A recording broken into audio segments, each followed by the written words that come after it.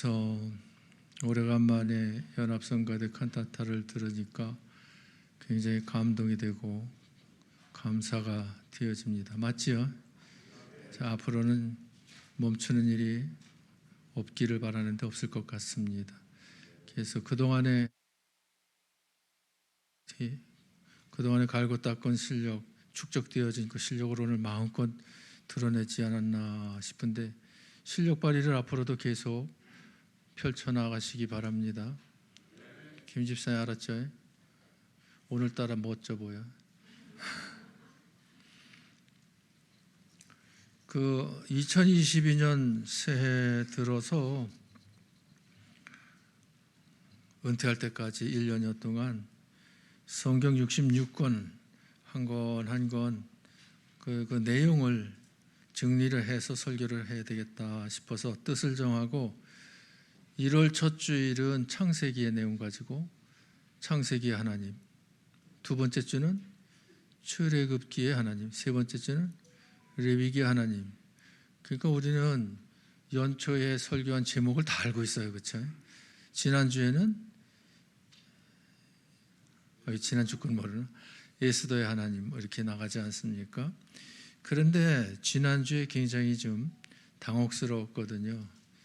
성경 이렇게 내려가면서 설교하는 것은 좋은데 절기가 되어졌을 때 지난주에는 무슨 주일이에요?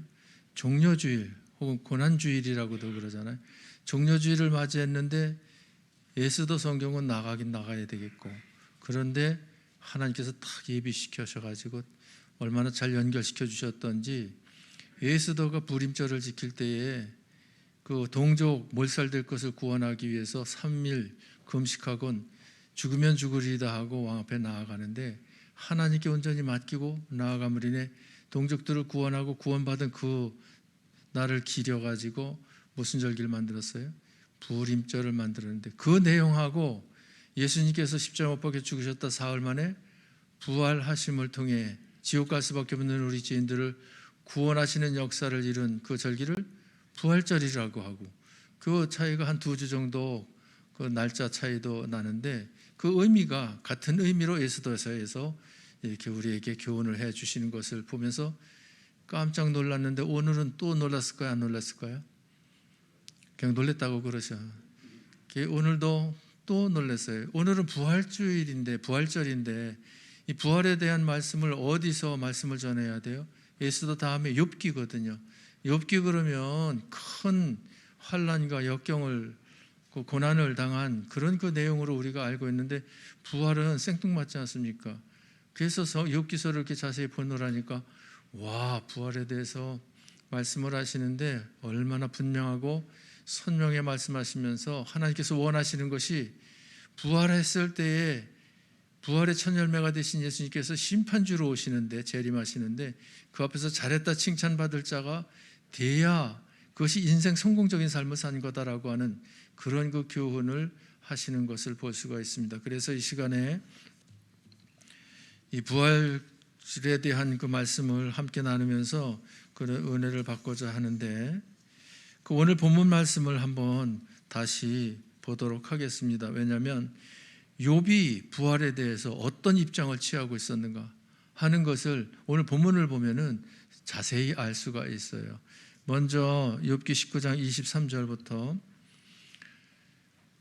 같이 나의 말이 곧 기록되었으면 책에 쓰여졌으면 이 말은 나의 말이 곧 기록되었으면 이 말은 말이 마르다가 들려지고 없어지는 것으로 다 끝나는 것이 아니라 기록이 돼서 보관되었으면 싶은데 기록하는 것도 이 다음에 시간 날 때 여유 있을 때가 아니라 언제 기록되었으면 곧 기록되었으면 지체하지 아니하고 기록되어졌으면 미루지 아니하고 기록되었으면 이 말이에요. 어떤 내용인지 기록되어지기를 원한 것에 대해서 마음이 지금 급한 것을 볼 수가 있죠. 그러면서 책에 쓰여졌으면 책에 아예 쓰여져 가지고 보관이 두고두고 되어졌으면 싶은 그런 중심 가지고 이야기하는 것을 볼 수 있는데 한 걸음 더 나아가서 24절 같이 철필과 나부로 영원히 돌에 새겨졌으면 좋겠노라. 글을 쓰는데 무엇으로?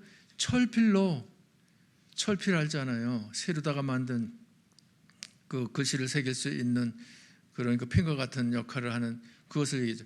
그래서 그 철필로다가 글씨를 쓰고 납으로, 이 말은 그 글씨를 채우면, 납으로 채우면 그 글씨 쓴 것이 영원히 어디다 썼기 때문에, 돌에 쓴 데다가 납으로다가 그 글씨를 채웠기 때문에 그 영원토록 보관이 될 수 있겠다는 얘기죠.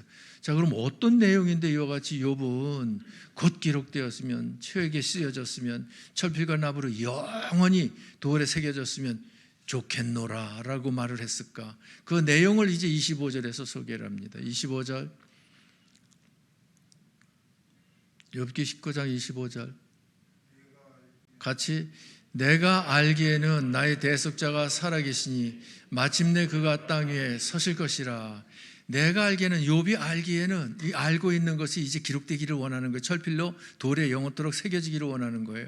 그런데 그 내용이 무엇인가 하면, 내가 알기에는 나의 대속자가, 그러니까 욥이 알기로는 욥 자신의 대속자, 대속자라는 말은 다른 말로 하면 구속자, 다시 말하면 죄 가운데서 구원해 주는 자, 또 다시 더임 전도를 빌려 이야기하면 과거의 죄, 현재의 죄, 미래의 죄, 내 일생의 모든 죄를 용서하실 자를 가리켜서 대속자라고 그래요. 성경 구절 다시, 대속자가 어떻게 계시다고요? 살아계시다는 거예요. 살아계시다는 거예요. 그러니까 저와 여기서 대속자는 누굴 말하는가 하면, 욥 그 당시의 대속자는 장차 오실 초림하실 메시아를 이야기를 하지만, 저와 여러분들에게서는 이미 초림 예수님을 하셨습니다. 그러므로 재림하실 예수님, 부활하신 예수님, 재림하실 예수님, 그 예수님을 그저 기다리는 입장에서 이제 이해를 해야 되겠죠.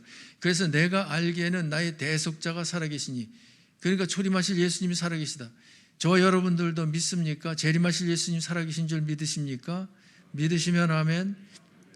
그런데 그 대속자가 마침내 하나님의 정하신 때가 되어지면 무엇할 것이다? 그가 땅 위에 서실 것이다. 이 세상에 오셔가지고 땅에 서셨잖아요.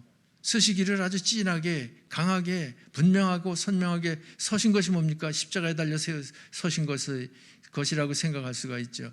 그것이 예수님께서 이 세상에 오셔서 이 땅에 서신 것이 무슨 날이에요? 12월 25일 성탄절이라고 할 수 있잖아요. 저와 여러분들에게 있어서는 이 대속자 되시는 예수님, 초림하실 때에는 죄인들을 구원하러 오시지만 재림하실 때는 이제 심판하러 오시는데, 좀 이따 나오는데, 그런데 그 예수님께서 땅 위에 서실 것이다. 분명히 이 세상에 오실 것인데, 재림하실 것인데, 언제 오셔요? 어디에 오셔요? 어디에는 세상 사람들이 모두 보기에 오시는데, 언제라고 하는 것은 알 길이 없어요. 비밀로 하셨어요. 그러나 틀림없이 재림하십니다. 자, 그러면 예수님께서 대속자로서 재림하신다? 언제? 그 다음 구절 보십시다. 26절 같이, 내 가죽이 벗김을 당한 뒤에도 내가 육체 밖에서 하나님을 보리라. 이야기하기 전에 성경 구절 지우지 말고 그냥 놔두셔요. 내 가죽이 벗김을 당한 후에, 이 말은 부활한 후에 이 말이에요. 내 육체 밖에서 하나님을 보리라. 죽음 후에, 이 말이에요. 그러니까 우리가 부활한 후에 주님을 만난다는 거죠. 우리가 죽은 후에 주님을 만난다는 거죠. 그러니까 죽으면 그만이 아니고, 죽으면 땅에 그 영혼과 육체가 다 같이 묻히는 것이 아니라, 육체는 땅으로 간다 하더라도 영혼은 어디로 갑니까? 우리가 천국으로 가잖아요. 그래서 천국의 주인 되신 주님을 그곳에서 만나는 거예요. 그러니까 부활한 후에도 만나지만 개인적으로는 죽음 후에 만나는 거예요. 그것을 욥이 지금 이야기를 하는 거예요. 27절 같이, 내가 그를 보리니 내 눈으로 그를 보기를 낯선 사람처럼 하지 않을 것이라. 내 마음이 초조하구나. 내가 그를 보리니, 부활하신 주님을 우리가 이제 본다는 거예요. 후에 보는데 낯선 사람처럼 보지 않는다는 거예요. 그러니까 익숙한 분으로 보인다는 거예요. 친근한 분으로 본다는 거죠. 그러니까 낯이 설다, 낯선 사람이다 라고 했을 때는 어떤 사람이 낯선 사람입니까? 할아버지 할머니가 계시는데 손주 보기를 1년에 한두 번, 그런 할아버지 할머니를 그 손주들이 보면 낯이 설어요? 낯이 익어요? 낯설어. 그래가지고 와서 안 안기려고 그래. 그 오라고 그래도, 무릎에 좀 앉으라고 그래도 그 도리질을 하고서는 엄마한테 도망가 버려. 그러면 시험 들잖아요, 할아버지 할머니가. 그런데 그저 한 달이 멀다 하고 자주 그저 손주를 만나고 장난감 사주고 맛있는 거 사주고 같이 놀아주고 그런 그 할아버지 할머니는 낯이 서러요 이거요. 낯이 익지. 그러니까 그러면 어느 때 와서 안기기도 하고 무릎에 앉기도 하고 그럴 것 아니에요. 자, 그러면 다시 오실 예수님, 재림하실 예수님, 뭐 요백에 있어서는 초림이지만 우리들에겐 재림인데 그 예수님이 언젠가는 이 땅에 오셔서 서실 것인데, 그런데 그때 우리가 그 주님에 대해서 안다 모른다? 안다 이 말입니다. 아는데 낯설게 아는 것이 아니라 낯익게 안다라고 하는 것입니다. 그러면 그 낯익으냐 낯서냐 이것은 차이가 무엇이에요? 조금 전에 예를 들어서 얘기한 것처럼 할아버지 할머니가 손주를 자주 보고 장난감 사주고 같이 놀아주고 이뻐하고 뽀뽀해주고 보듬어주고 그러면 낯이 익잖아요. 그렇지 않고 1년에 한두 번 그러면 낯이 설잖아요. 그러니까 예수님 재림하실 때 낯익은 그것은 무엇으로 가늠할 수 있는가 하면 지금 현재 여러분들이 신앙생활을 하고 있을 때에 주님을 만나는, 체험하는, 경험하는 이러한 그 신앙생활을 펼쳐나가면 주님 만남이 자주 이루어졌으니까 낯익을 거 아니에요. 이 낯익은 예수님께서 재림하신다? 그러면 아멘 주 예수 어서 오시옵소서 두 팔 벌려 맞이하면서 기쁨으로 영접하는 거지요. 주님 품에 안겨가지고서 마냥 평안하고 감사한 거지요. 그런데 지금 신앙생활을 하면서 주님을 만나는 경험과 체험이 희소해. 1년에 한두 번 있을까 말까야. 그런 예수님께서 오셨다면 얼마나 낯설겠어요. 내 마음이 초조하구나. 여러분의 마음이 초조하시기 바랍니다. 내가 낯선 사람으로 주님을 만날 것이냐, 낯익은 사람으로 주님을 만날 것이냐. 초조해야 돼. 마음이 초조해야 돼. 자, 28절 말씀 같이 너희가 만일 이르기를 우리가 그를 어떻게 칠까 하며 또 이르기를 이 일의 뿌리가 그에게 있다 할지니라. 이 일의 뿌리가 대속자가 나타나는, 그래가지고 초림하신 예수님 죄인들을 구원하시는, 재림하신 예수님 심판하시는 그러한 역사의 뿌리가 누구에게 있다? 주님께 있다는 거예요. 예수님께 있다는 거예요. 그러니까 예수님을 어떻게 칠까라고 하는 것은 대적할까, 공격할까, 넘어뜨릴까, 뭐 그 일을 못하게 할까. 그러니까 악한 자 세력을 이야기를 하죠. 그러나 29절 말씀 같이 너희는 칼을 두려워할지니라 분노는 칼의 형벌을 부르나니 너희가 심판장이 있는 줄을 알게 되리라. 분명히 주님께서 심판장으로 오셔서 심판대 앞에 모든 죄를 서게 하고 심판하실 줄 믿습니다. 고린도후서 5장 10절 말씀에 보면 반드시 심판대 앞에 서서 선악간에 행한 대로 심판을 받는다라고 말씀을 하시는데, 심판이 두 종류의 심판이 있다고 말씀드렸잖아요. 첫째 무슨 심판이 있고요? 공심판이 있어요. 공심판은 예수 믿는 자들과 믿지 않는 자들을 구별해서 믿지 않는 자들은 자기 죄에 대한 책임을 자기가 져야 돼. 그런데 지가 지은 죄를 자기가 책임지는 그 형벌은 무엇인가 하면 지옥 가는 거예요. 그런데 예수 믿는 성도들은 내가 가지고 있는 죄를 예수님께서 대신 담당해 주셨어. 대속자가 돼 주셨어. 그러므로 내 죄를 인해서 책임은 내가 지질 않아. 그러므로 지옥 가지 않고 어디 갑니까? 천국 가. 그 두 번째 해당되어지는 분들이 누구예요? 저와 여러분들이에요. 옆 사람하고 인사하십시다. 주님께서 공심판 담당해 주셨습니다 하고 인사하십시다. 인사 시작. 그런데 두 번째 무슨 심판이 있는가 하면 사심판이 있어요. 예수 믿는 자로서 믿음 때문에 천국은 오는데 천국 와서 하나님의 나라를 기업으로 나누어줄 후사로서 이제 그 자격을 봐야 되겠는데, 세상에 살면서 믿음의 실력을 많이 쌓았어. 주님과 만남을 자주 가지고 주님과 교통하는 삶을 살았어. 그래서 인격과 삶이 예수님을 빼어 닮았어. 그런 그 성도에게는 그 잘했다 칭찬과 함께 천국을 크게 기업으로 줄 것이고, 그리고 가뭄에 콩나듯이 교회에 나와서 예배 드리는 등 많은 등 주님과 만남의 경험이 없어. 그러면 천국의 기업이 그저 크게 주어질 리가 없지 않습니까? 그 심판을 받는다는 거예요. 그러니까 사심판은 믿는 자는 천국 간다 못 간다? 천국 간다. 그러나 천국의 상급의 차이가 있다라고 하는 겁니다. 이 심판은 우리 믿는 성도들이 다 받아야 된다는 사실이죠. 그래서 욥기서 지금 19장 23절로 그 29절까지의 말씀을 볼 때에 욥은 부활하실 예수님에 대한 체험을 가지고 있고 그 주님께서 오실 때에 심판장으로 심판할 때 심판받는 자가 되어야 된다는 것까지도 깨닫고 있다고 하는 사실입니다. 그런데 욥의 그 신앙 상태를 보면 욥기 1장 1절 보십시다. 같이 우스 땅의 욥이라 불리는 사람이 있었는데 그 사람은 온전하고 정직하여 하나님을 경외하며 악에서 떠난 자들. 자, 욥이 사는 땅은 무슨 땅이에요? 여러분이 사는 땅은 잠실이 많죠. 그런데 욥은 우스라고 하는 땅에 살고 있어요. 그런데 이 사람은 온전하고 정직하고 하나님을 경외하고 악에서 떠난 자다. 좋아요, 안 좋아요? 좋잖아요. 그뿐만이 아니에요. 2절 말씀 보십시다. 같이 그에게 아들 7과 딸 셋이 태어나니라. 몇 남매를 두었어요? 10남매를 주었어요. 부러워요, 부럽지 않아요? 대답 하나도 없네. 내 형제들은 6남매인데 6남매가 자랄 때는 먹는 것 가지고 쟁탈전을 벌였지만 지금 다 클 뿐만 아니라 나이가 이제 이렇게 되니까, 내가 둘째인데 이렇게 되니까 이제 형제 자매 있는 것이 얼마나 위로가 되고 격려가 되어지고 서로 만나면 기쁨이 되고 감사가 되는지 참 좋더라고요. 혼자 있는 사람들 얼마나 외롭고 쓸쓸할까 싶어. 근데 요즘 젊은 사람들은 하나하나 잘 기르자 하는데 그저 무자식이 상팔자다라고 믿는 젊은이들이 더 많은 것 같아. 그런데 가난했을 때에 보릿고개 넘기기, 그 내가 좋아하는 찬송이 몇 장이라 그랬어요? 409장이잖아요. 그 낳았을 때는 부모님은 고생했어요. 보릿고개이기 때문에.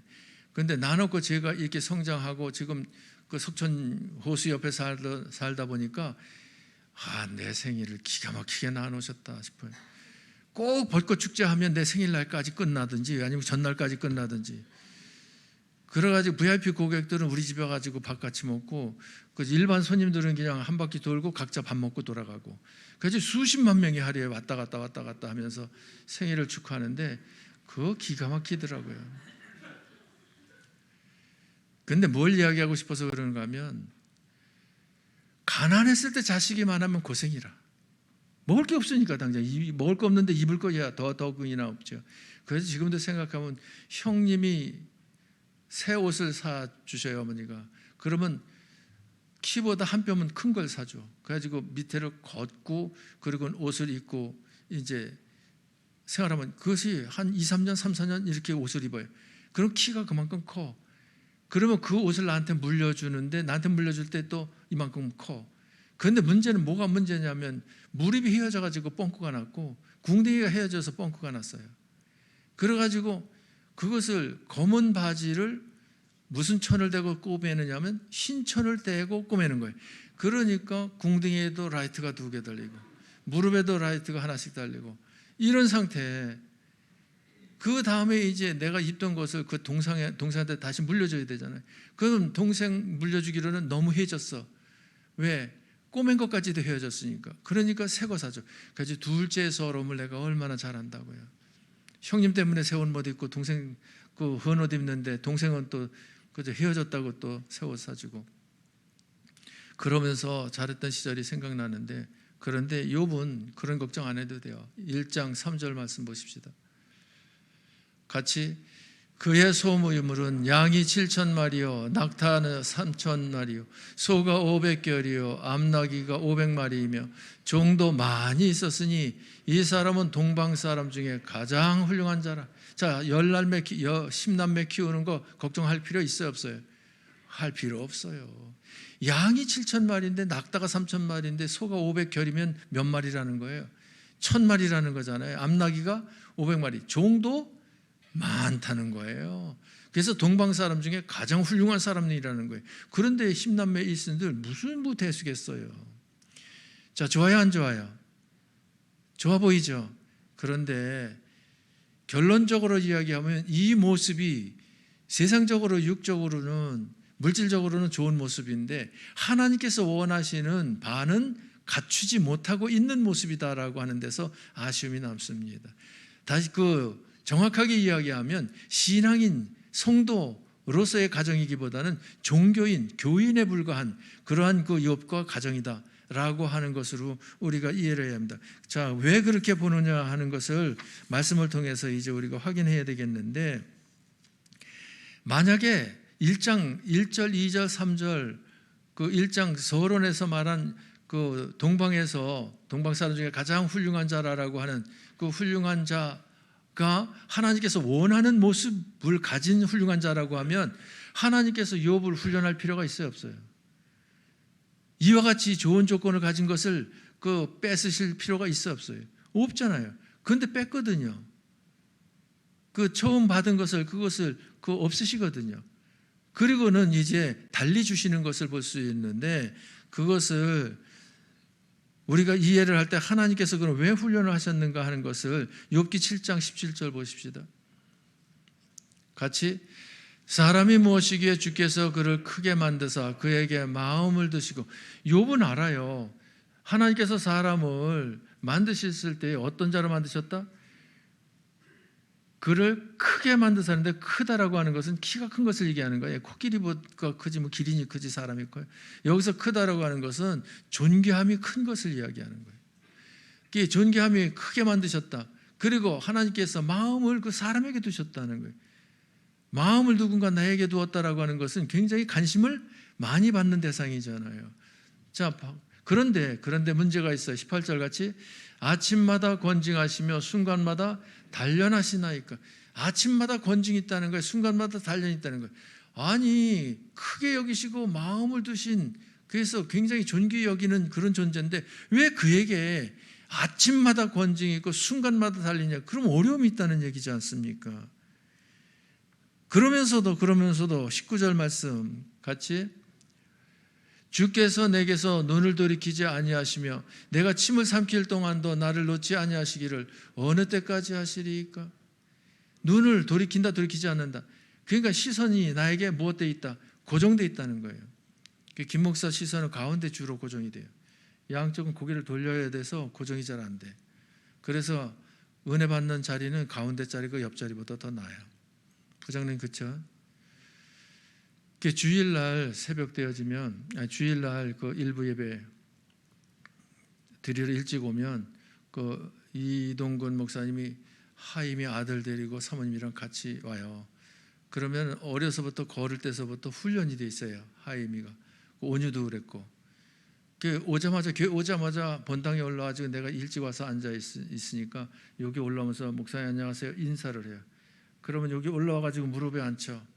그리고는 머리 쓰다듬어 주면서 어깨 두들겨 주면서 하나님 앞에 예배 잘 드려야 한다. 하나님께서 하임이 많이 사랑하셔. 그리고서는 그리고 끄떡끄떡 하고서 이제 내려가요. 매일 주일 일부 예배 전에 그런 인사를 하고 가는데, 그 자리에는 누가 있는가 하면 이동건 목사하고 조현미 사모가 있어요. 그런데 그 아들에게로부터 눈을 떼지 못하는 것이 누군지 알아요? 누구는 눈을 잘 떼는지 알아요? 이동근 목사는 눈을 잘 떼요. 왜 눈을 뗄 수밖에 없느냐 하면 예배 준비하느냐고, 이것저것 챙기느냐고, 그래서 다른 일 때문에. 그러니까 하임이가 강대상에 와서 내려갈 때 턱 내려가고 뭐 이것을 이렇게 주의 깊게 살피지를 못하는 거죠. 다른 일 때문에. 근데 주임미사는 계속 눈이 하임에게로부터 떠나지를 않아요. 올라갈 때 내려갈 때 다 챙겨봐요. 하나님께서 우리에게로부터 눈을 돌이키지 아니하시고 늘 지켜보신다는 거예요. 여러분들은 하나님 앞에 대단한 존재예요. 엄청난 존재예요. 하나님의 시선이 여러분에게로부터 벗어나질 않는다니까요. 좋아요, 안 좋아요? 귀찮아요? 짜증나요? 하나님께서 지켜보시는 것이 얼마나 감사한 일인데요. 그러면서 침 삼킬 동안도 나를 놓지 아니하시기를 어느 때 침 꼴깍 삼키자. 한번 삼켜봅시다. 준비하실 때 침을 모아야죠. 준비하다가 난 꼴깍 삼켜버렸네. 같이 시작. 꼴깍 하는데 그게 시간이 얼마나 걸려요. 그런데 침 삼킬 동안도 주님께서 나를 붙잡고 어떻게 하지 않으신다? 놓지 않으신다는 거예요. 자, 그러니까 욥이 깨달은 것이 하나님은 나를 대단히 존귀하게 여기시고 엄청난 존재로다가 인정하신다라고 하는 것을 깨닫지 않았겠습니까? 그런데 아침마다 권징이고 왜 그 훈련이 있어야 되는가? 그것에 대해서 의아해하지 않았겠습니까? 그 답을 욥기서 23장 10절에서 그 답을 하는 것을 볼 수 있어요. 봅시다. 같이. 그러나 내가 가는 길을 그가 아시나니 그가 나를 단련하신 후에는 내가 순금같이 되어 나오리라. 거기 아까 그 단련이라는 말을 보았잖아요. 어디서 보았어요? 7장 18절에서 아침마다 권징하시며 순간마다 단련하시나이까 그랬는데 여기 단련이라는 말이 또 나와. 그러나 내가 가는 길을 그가 아시나니. 내가 가는 길을, 어떤 길을 가야 되는지, 어떤 목적지를 향해서 가는지 누가 아신다? 하나님께서 아신다는 거예요. 아시는 하나님께서 나를 그 가는 길에서 단련을 하신다는 거예요. 그 하시는 목적이 뭐예요? 단련하신 후에는 무엇이 되게 하려고, 어떤 자가 되게 하려고, 순금같이 되어 나오리, 순금 같은 자가 되게 하려고 단련하신다는 거예요. 그러니까 하나님의 단련하는 게 좋아요, 안 좋아요? 금메달 따는 게 좋아요, 안 좋아요? 그런데 훈련은 없어. 그럼 금메달이 따져요? 안 따진다니까요. 그게 훈련이 전제되어져야 그 금메달을 딸 수 있다니까요. 최민정인가? 그 금메달을 4개인가 땄다고 그러더라고요. 이번에 세계 그 선수권 대회에서.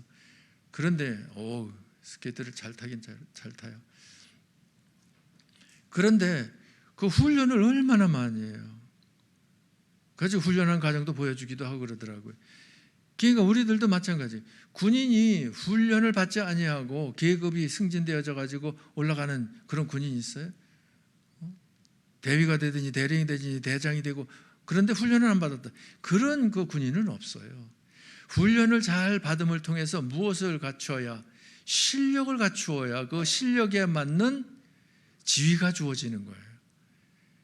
그러니까 마찬가지로 그 23장 10절에 그러나 내가 가는 길을 그가 아시나니 그가 나를 단련하신 후에는 내가 무엇같이 되어 나오리라?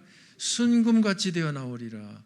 이게 순금이라고 하는 것은 그 순도가 높은 것 아닙니까? 이물질이 많이 제거되어진 금을 이야기하죠. 그 가치가 큰 것을 이야기를 하지 않습니까? 이러한 그 신앙이 되게 하기 위해서 훈련하신다. 그럼 훈련하심을 통해 가지고 이런 신앙이 되어졌다는 것을 어떻게 알 수 있는가? 욥기 42장 5절 말씀 봅시다. 같이 내가 주께 대하여 귀로 듣기만 하였사오나 이제는 눈으로 주를 배웁나이다. 귀로 듣기만 한다라고 하는 것은 누군가 말하는 그 말만 내가 듣는다는 얘기잖아요. 그 이론적으로만 알고 있다는 얘기죠. 남의 이야기로다가, 그러니까 예수를 알아야 되는데 예수에 관해서 알아. 천국을 알아야 되는데 천국에 대해서 알아.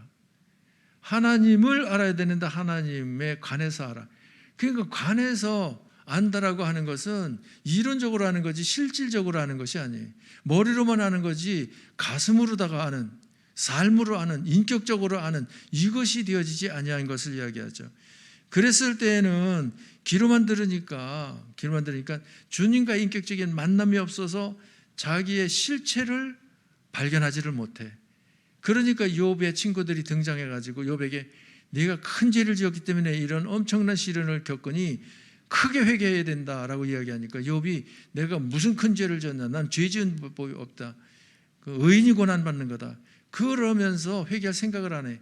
그러나 여기 42장 6절 말씀 보십시다. 같이 그러므로 내가 스스로 거두어드리고 티끌과 재 가운데서 회개하나이다. 회개한다 그러잖아요. 회개한다. 그러면 회개하게 되어진 것이 5절에서 무엇이 있었기 때문에 귀로만 듣기만 하였사오나가에서 끝난 것이 아니라 이제는 뭐예요? 훈련받은 후에는 주를 무엇으로 보게 되기 때문에 눈으로 보게 되었기 때문에 내가 직접 경험하고 체험하고 사실 확인하게 되었기 때문에 그렇기 때문에 제 가운데 앉아서 회개한다는, 그러니까 신앙이 제대로 돌아온 거잖아요. 자, 신앙이 제대로 돌아왔을 때 하나님께서 주시는 복과 신앙이 제대로 들어오지 않냐고 표면적인, 그 성경에 그런 말이 있어요. 표면적인 유대인이 아니고 이면적인 유대인이 유대인이다. 그러니까 겉으로 유대인다운 것, 그것이 유대인이 아니다. 실상은 속이 유대인이니까 다워야 진짜 유대인이다 이런 말이에요. 그러니까 저와 여러분들도 마찬가지.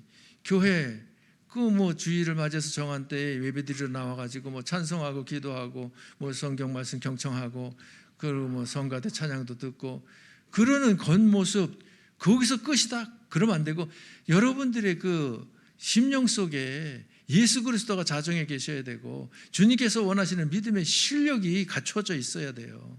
그래야 그 표면적인 겉으로만 그 성도가 아니라 이면적인 속이 성도가 되어져야 된다라고 하는 겁니다. 자, 그 차이가 어떻게 나는가 하는 것을 이제 세 번째 무엇을 보아서 알 수 있는가 하면 정상적인 성도의 모습, 그 모습이 어떤 모습이어야 될까? 여러분들이 선택을 하십시오. 욥기 1장 1절, 2절, 3절에서 하나님께서 주신 복, 그 복에 대해서 이야기를 어떻게 하고 있습니까? 동방 사람 중에서 가장 훌륭한 자다 이렇게 이야기하고 있잖아요. 그 복을 받기를 원하시는지 이제 설명을 하겠습니다마는 욥기 마지막 장 마지막 부분에 해당되어지는 42장 12절부터 그 아래 구절들 17절까지의 말씀을 통해 가지고 그저 이 마지막 장에 있는 복 받기를 원하는가 가늠해 보시기 바랍니다. 그러면 42장에 소개되어지는 욥이 받은 복을 보면 크게 두 종류의 복으로 나눌 수가 있어요. 임시적인 복과 영원한 복으로. 그러니까 욥기 1장 1절, 2절, 3절을 보면은 임시적인 복 쪽이고 영원한 복도 제대로 갖춰지지를 않은 상태. 그런데 42장에서는 임시적인 복뿐만 아니라 영원한 복을 제대로 갖춘 상태. 그 사이에는 무엇이 있었는가 하면 그저 믿음의 훈련이 있어가지고 부활의 신앙을 견고히 붙잡고 있었다는 사실이에요. 여러분들도 부활의 신앙을 견고히 붙잡고 신앙생활을 펼쳐나가면 하나님께서 주시는 임시복, 영원한 복, 영육간의 금세와 내세에 복받는 지상에서 뛰어난 인물들이 되어질 줄 믿습니다. 자, 그러면 확인해 보십시다. 욥기 42장 12절 말씀 같이 여호와께서 욥의 말년에 욥에게 처음보다 더 복을 주시니 그가 양 14,000과 낙타 6,000과 소 1,000결이와 암낙이 1,000을 두었고. 여기 보면 욥의 말년에 욥에게 처음 복보다 더 복을 주셨다. 더를 얼마큼 더 주셨을까요?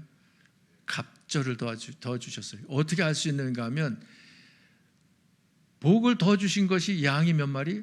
14,000. 그런데 1장 3절에 보니까 양이 몇 마리? 7,000. 그리고 또 낙타가 6,000마리를 주셨는데 1장에 보니까 3,000. 소 1,000결의를 주셨는데 1장에서 보니까 500결의. 암낙이 1,000을 주셨는데 1장에서는 500. 그러니까 갑절을 주었죠. 갑절. 그런데 이 갑절을 준 것에서 무엇을 저와 여러분이 깨달아야 되는가 하면 앞서 준 것이 받았다가 잃어버렸다, 빼앗겼다, 죽었다. 그랬을 때 그것은 그만이다 아니면 지속되어진다. 그만이라는 거예요. 그만이라는 거예요. 그만이니까 갑절의 복을 주실 때에 숫자적으로 볼 때에 그 7,000마리인데 14,000을 주지. 앞에 거 7,000마리 죽은 것도 복으로다가 인정을 한다고 하면 영원한 복으로 인정한다 그러면 7,000마리 있었는데 7,000만 더 주면 되잖아요. 그렇게 하지를 않으셨다는 거예요. 그러면 그렇게 한 그 대목이 나오거든요. 거기 욥기 42장 13절 말씀 보십시다. 같이 또 아들 7과 딸 3을 두었으며. 자, 앞에 1장에 보니까 자녀가 몇 명이었어요? 10자매였었잖아요. 10명이었잖아요. 그러면 갑절을 준다고 그러면 몇 명을 주셔야 돼? 숫자적으로 볼 때 20명을 줘야 되잖아요. 아들 16하고 아들 14하고 딸 6하고 이렇게 줘야 되잖아요. 그런데 그렇게 주지를 않고 앞에 10남매 주신 것은 주신 것이고 뒤에 주시는 것은 그냥 14매만 또 주시는 거예요. 그러면 이 말이 무슨 말이에요? 앞에 주신 자녀도 믿음의 자녀들, 내 자녀, 영원한 자녀고 뒤에 준 자녀도 영원한 자녀다 이 말이에요. 앞에 준 자녀 그저 이 사고를 인해 가지고 그 욥보다 먼저 세상을 떠났다 가지고 내 자녀가 아닌 것이 아니고 자녀의 복은 영원한 복이다라고 하는 것을 가르쳐 주는 거예요. 그러니까 우리들은 육신의 자녀뿐만 아니라 믿음의 자녀들도 많이 생산해야지요. 그래서 생육하고 번성한 복을 누려야 될 줄 믿습니다. 그런데 7 아들과 딸 3을 주셨어요. 그런데 그 42장 14절에 보니까 희한한 기록이 있어요. 같이 읽어봅시다. 그가 첫째 딸은 여미마라 이름하였고 둘째 딸은 구시아라 이름하였고 셋째 딸은 게렌 합북이라 이름하였으니 첫 번째 딸 셋을 줬을 땐 이름이 있어요, 없어요? 이름이 없었어요. 근데 여기는 이름을 기록을 한 것을 볼 수 있어요. 그러니까 부각시키는 것을 볼 수 있죠. 그런데다가 15절 말씀 같이 모든 땅에서 욥의 딸들처럼 아리따운 여자가 없었더라. 그들의 아버지가 그들에게 그들의 오라비들처럼 기업을 주었더라. 자, 여기서 앞에 세 딸하고 뒤에 세 딸하고 언급하는 것이 달라요. 뒤에 세 딸은 이름을 이야기를 할 뿐만 아니라 뭐라고 표현하고 있어요? 아리따운, 모든 땅에서 욥의 딸들처럼 아리따운 여자가 없더라. 최고의 미인이라는 거예요. 그러면 여기서 우리가 이해하기로는 아리따운 거 세월이 지나면은 할머니 되는데 할머니 돼가지고도 아리따워요? 아리따운 사람은 그 나이에 비교하면 아리따기는 하지만 젊은 사람하고 비교하면 또 그렇지도 않잖아요. 젊음이 좋더라고요. 나이가 들수록 젊음이 좋다는 걸 느껴요. 그런데 돌이킬 수가 없어요. 가는 세월 막을 수도 없고. 그런데 세 딸들이 아리따운 여자다라고 했을 때에 육모의 아름다움도 있겠지요. 하나님께서 영육간에 축복하시는 분이니까. 그러나 육모의 아름다움뿐만 아니라 무슨 모습도 영모도 아리답다라고 하는 것을 염두에 두고 말씀하는 겁니다. 육모만 아름다우면 세월이 흘러 7, 80년 지나 할머니, 할아버지 되어버리면 그 아름다운 모습은 사라져요. 그러나 영적인 아름다움은 영원합니다. 천국에서 영원토록 빛날 줄, 영광스러울 줄 믿습니다. 그렇다라고 하는 것을 무엇을 들어가지고 분명히 할 수 있는가 하면 오라비들처럼 딸들에게 기업을 주었다 그래요. 천국의 기업을 딸들에게도 주었다는 거예요. 그 말은 딸들의 믿음의 실력도 출중했다. 영모가 아름다웠다. 이것을 반증하는 것 아니겠습니까? 증거하는 것 아니겠습니까? 그래서 자녀들 10자녀를 준 것은 영원한 복을 준 거다 라고 하는 것을 볼 수 있는데, 영원한 복이, 복 위의 복은 어떤 복이다? 자녀들로 주어졌는데 그냥 의식적인 습관적인 그 종교인으로다가만 그 자녀들을 양육하면 된다 안 된다? 안 되고 주님을 경험 체험하고 부활의 신앙을 가진 자녀들로 양육을 해야 된다라고 하는 것을 교훈해 주시는 거예요. 그러면서 두 번째 영원한 복을 말씀하시는데 16절 말씀 같이, 그 후에 욥이 140년을 살며 아들과 손자 4대를 보았고. 자, 욥이 훈련을 받았어요. 훈련 받은 나이가 몇 살이에요? 없잖아요, 나이가. 그런데 미루어 짐작해서 알 수가 있어요. 지금 곱을 얘기하거든요. 곱을, 갑절을 얘기하거든요. 그런데 그 후에 욥이 140년을 살며 아들과 손자 4대를 보았고, 대부분은 2대를 보고 그 길게 살면서 3대, 4대를 보기도 하는데, 근데 4대를 보았다는 것은 앞에서 손주들 보았다는 얘기는 없었잖아요. 10자매만 이야기했었지. 근데 그것까지 합쳐가지고 4대까지 본 것으로 이야기하고, 140년을 살았다 그러면 욥이 환난을, 그 훈련을, 권징을 받을 때에 몇 살이었다? 70세였다 라고 하는 것을 알 수 있어요. 70세에 훈련을 받았으니까 그 후에 욥이 70년을 더 살게 한 것이 따블이잖아요. 곱이잖아요. 그러니까 140년 살게 된 거죠. 그러면 우리가 믿음으로다가 삶을 살아간다 그랬을 때 그 삶의 기간이라는 것이 복이에요, 복이 아니에요? 복이에요. 영원한 복이에요. 무엇 했을 때 영원한 복이냐면 그 삶을, 그 생을 헛되이 살지 아니하는 믿음의 실력을 쌓는 삶을 살면. 그러니까 권하고 싶어요. 저도 이제 70을 넘겨서 이제 71가 되었는데, 저보다 언니, 그 형님들이 여러분 계시는데 건강하게 80년 좋고 90년 좋고 100세 넘기는 거 어떻겠어요? 한번 도전해 볼까요? 그게 무병장수하기를 원합니다. 그런데 무병장수하지를 못하고 기력이 세해가지고 비실비실 잘 걷지도 못하고, 한번 누우면 일어날 줄 모르고 화장실 그 본인이 출입 못하고, 그래가지고 요양원에 그저 가서 가족들도 잘 보지 못하고, 그런다고 하면 무슨 낙이 있겠어요? 장모님이 그런 세월을 좀 보내셨거든요. 97세로 돌아가셨잖아요. 그런데 97세 사는 게 무슨 낙일까 싶은 생각이 들더라고요. 그런데 그게 아니야. 건강해서 그래서 바깥 출입도 잘 하면서 믿음의 실력을 쌓기 위해서 교회 예배도 적극도 걸어드리고 기도도 힘써하고 또 손주들도 잘 그 신앙생활 하라고 잘 돌아보고 이웃들 믿지 않는 불신자들 그들에게 예수님 자랑도 하고 그러면서 믿음의 실력을 쌓으면서 나이를 더 한다라고 하면 그것은 복이 아니에요. 그건 복이죠. 그러니까 욥을 보면은 140년 살았는데 70세에 10자녀를 잃고 70년 동안 10자녀를 또 둔 거예요. 그런데 10자녀들뿐만 아니라 거기다 무엇까지? 손자 4대까지 보았다는 거예요. 그러니 영적으로 이해를 하면 믿음의 열매를 풍성히 맺었다 이런 얘기가 되고 그럴 만큼 그 체력뿐만 아니라 영역이 있었다는 것으로 이해를 할 수가 있지 않습니까?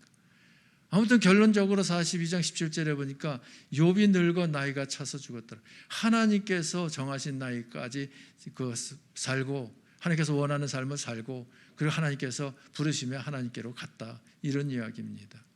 자, 그러니까 1장 1절 2절 3절에서 복받은 그 복하고 42장 몇 절서부터 그 5절서부터 12절서부터 그 복 주신 것하고 비교를 했을 때에 어떤 복이 바람직한 복이에요? 1장 1절 2절 3절이 아니라 42장 12절서부터 그 17절까지의 복, 이것이 바람직한 복이잖아요. 그러니까 우리가 복을 붙잡는데 이 부활의 신앙을 가지고 무슨 복을 붙잡아야 돼요? 영적인 복을 붙잡아야 돼요. 그러면 영원한 복을 붙잡은 것으로 그 복을 받겠거니와 그 복을 받을 자로서 현재 삶을 살고 있다는 것을 시청각적으로 하나님께서 알게 하시기 위해서 금세의 복, 육적인 복도 받게 해주신다라고 하는 것을 교훈해 주시는 거예요. 그래서 욥을 축복을 할 때에 1장에서는 영적인 복은 결여되어진 중에 육적인 복을 받은 그런 모습이고 42장에서는 영적인 복을 받은 것에 덤으로 육적인 복을 갑절을 더 받은 것, 이렇게 교훈을 받을 수가 있습니다. 아무쪼록 2022년 부활절을 맞이해서 부활의 신앙 돈독하게 가지시기 바랍니다. 그리고 부활하신 주님 재림하실 그 재림을 기대하면서 믿음의 실력을 쌓아가는데 발걸음을 빨리 하시기 바랍니다. 젠걸음으로 믿음의 실력을 쌓으시는 여러분 꼭 되시기를 주님의 이름으로 축복합니다. 축복합니다. 기도하십시다.